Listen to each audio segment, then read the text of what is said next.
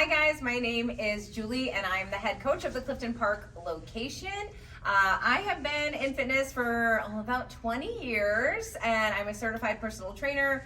I also am a certified yoga teacher and I am also certified in nutrition with Precision Nutrition. So I am a nutrition coach specializing in macros, and I work with a lot of people that are looking for weight loss. So Toni and I are here to talk to you about your nutrition today. Toni, tell them about yourself. Yeah, hi everybody. My name is Toni Howard. I'm a coach here. I teach in the Clifton Park, Latham, and Saratoga studios.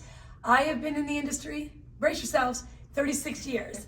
And over the course of those years, I've been certified in everything from spinning, Pilates, precision nutrition coaching. I have been specializing in working with women who are undergoing their cancer treatments in the area of nutrition. And like Julie, I've been at this for a really long time and love everything that I do. Yeah, and we're going to talk to you guys about nutrition today, and most specifically about macronutrients, what they are, and how we can manipulate these to kind of achieve the goals that you're looking for. So, Toni, what are macros? Yeah, so if you don't know what macros are, when people say, gotta eat your macros, just know that your macronutrients that fall under three categories: carbohydrates, proteins, and fats. When you think of carbohydrates, they typically fall into two categories. Simple, those are the ones that are things like your fruits, things that have sugar in them.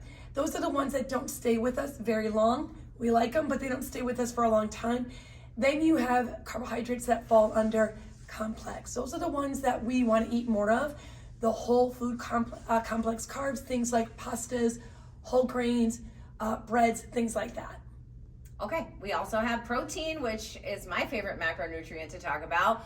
So you probably know protein, it really is, it's like the building block. It helps us build muscle, maintain muscle that's on our body. And for the purposes of this conversation, that's really why we need our protein, right? So where do we get it? We know we can get it from any type of meat, eggs, dairy, these types of things. Also legumes, seeds, nuts can also fall into the protein category as well.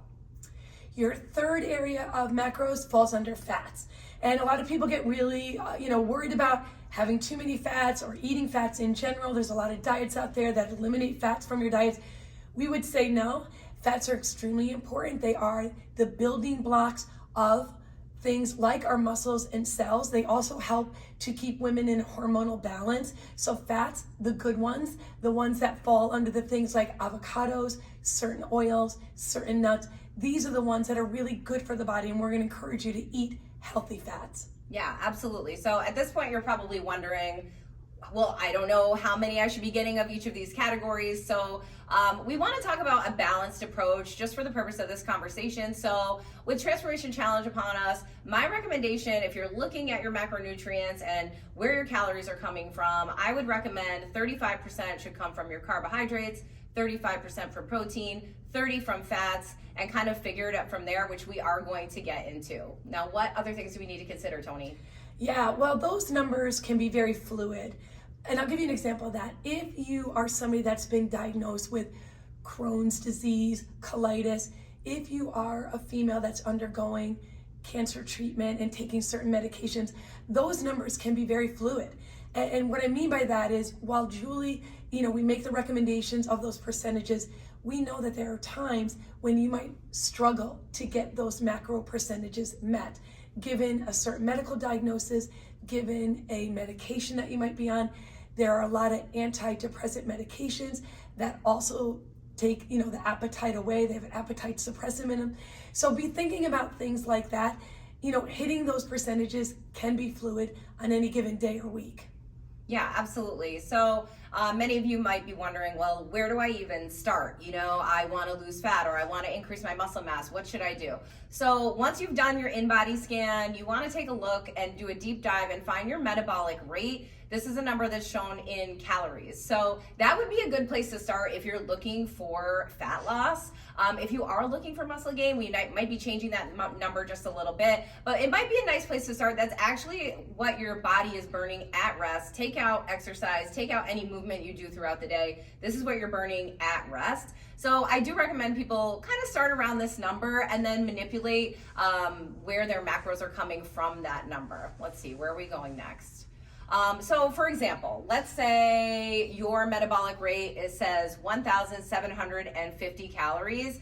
You could use an online app to kind of figure out where you need to be in terms of your protein, your fats, and your carbohydrates. So just for the purposes of this conversation, if we were doing with that standard breakdown that I gave you of 35% carbs, let me look at my cheat sheet here. 175 grams of carbs would be about 35%, 131 grams of protein would be around 35%, and the fat would fall around 58 grams. I always tell people if they are tracking, number one, try to hit that calorie number. Going underneath that number will actually wreck your metabolism. It's not going to do you any favors. So try to hit that number. Number two is prioritize your protein. Okay, we want to be hitting that protein number on a regular basis and kind of trickling that protein in throughout the day, which you're going to talk about in just a second. I don't want to say don't worry about the carbs and the fats so much, but really prioritize the protein and hitting the calorie number, and then make tweaks as you go to try to hit the carbohydrate number and the fat number. Yeah, and to that note, you all got your in-body scans over the last couple of days, and I think for many of you, and Julie and I talk about this a lot, we see that metabolic rate, that number, and for some of us, it's pretty alarming. It could be over 2,000 calories, and I think one of the first conversations you need to have in terms of your process with this is, where am I at in terms of that number? Am I even close to it? Am I over it? Am I, somewhere around it? And to Julie's point, it is the starting point. It's almost like this is the starting point of the conversation. So if it prescribes 1,750, again, you might say, well, you know what, Toni and Julie, I'm barely eating 1,200. We need to get you moving in that direction. And it is a process over time. If you've been under eating, and I think it's fair to say, Julie, a lot of our clients really self-diagnose that they have been under eating for a really, really long time. The goal is to start moving you in the direction of that metabolic rate. We see how the body responds. Typically, the body will be really appreciative of the extra energy you have, the speeds that you have on the treadmill, the extra dumbbells that you're able to pick up, sleeping better, just feeling better in your own skin. And then we assess and evaluate over time. The second part of that is, as Julie said, with the tracking idea, you can certainly use the apps that Julie recommended. MyFitnessPal is one that I know you're a good fan of. Yes. But I think for a lot of people, we might be unable to utilize those apps in a confident way. The good news is that there's many other apps that are out there. There's also just pen and paper. You could do it that way. In order to meet those macro needs, one of the things that you need to look at in terms of the goals, whether it's, putting on muscle, losing fat, or just improving your quality of life, what does your workouts need to look like in order to not only meet those macro needs, but to make sure that we are really sustaining the body and the demands that we're putting on it? So a lot of times your coaches will recommend, we call it a workout prescription, where we might recommend that you look at your day in terms of the 7 days. Ideally, we want all of you to take at least a rest day, if not 2. So then that leaves 5 other days. In order to really meet your needs, you really need to look at how many days of the week are you doing your 3G typical workouts, your 2G typical workouts, and then let's not forget about our strength and tread 50. So dependent on your goals, and if you're not sure what this prescription would look like, definitely talk to your coaches. We might ask you to balance it out. Make sure that you're getting a full day of just strength training in. Make sure other days are based on 2G, 3G, but more importantly, you've got to make sure you got those rest days in. Absolutely. Now, should we go to questions now? We should. Okay, I love questions. So one of the things that I get asked a lot is, Coach Julie, how do I track my alcohol? And number one, I would say to you, this is an 8-week challenge, so consider stopping. If you're trying to really make way, giving up something for a temporary amount of time would be a great way to do it. And you might see results just by doing that. But I get it, things come up, there's birthday parties, there's social gatherings that we have to get to. So let's talk about alcohol, right? So if you had a glass of red wine, let's say it's 120 calories. It's not a protein, we know that. It's definitely not a fat. It's not necessarily even a carbohydrate. I know a lot of times you'll see like a seltzer can, it'll say only 2 carbs or something, but the math doesn't math when you're seeing how many calories are there. So we need to figure out, where do we put this alcohol? So for example, if that glass of wine is 120 calories, we need to put it somewhere, and it's definitely not going to protein. So my recommendation would be to put it to carbohydrates. So I'm gonna do some basic food math for you. 1 gram of carbohydrates equals 4 calories. So if I were to break that down, 120 calories for this glass of wine, we divide by 4, do my math, Toni, it's 30 carbs. So we have to we have to track 30 grams of carbohydrates. So just know there's a special way to do it when you're tracking alcohol, and obviously you may have questions, so if you see me in studio, you could definitely ask. But that's one of the questions I get, is how to track alcohol. What other questions do we have, Toni? I think a lot of the members want to know, how many meals a day should I be eating to get these numbers in, right? So it is very, I think, specific to your lifestyle, to your work demands, your family demands. I typically, when I work with a client, I do like to try to encourage 4 meals throughout the day. I find that it just gives them long energy throughout the day. It gives them substance to get through their days, their workouts, their children, their demands. With that being said, I also have clients that'll say, Toni, there's no way. I need to get this in 3 meals. Is there a right or wrong answer? There's really not. It's really, again, dependent on your lifestyle and what you know you're going to be successful at. What the challenge might be is, say we have you at 1,800 calories. You're looking at those 3 meals and saying, okay, I got to get in 1,800 calories, my proteins, my fats, and my carbohydrates within these 3 meals. That's where it could be challenging. So maybe you do 3 more substantial meals. Maybe within those 3 meals, you have 2 smaller portion snacks.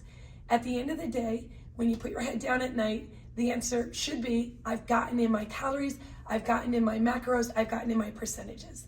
Yeah, absolutely. A lot of times people will ask, like, oh, I have to get 130 grams of protein. I can't eat that much protein. How do I get that much protein?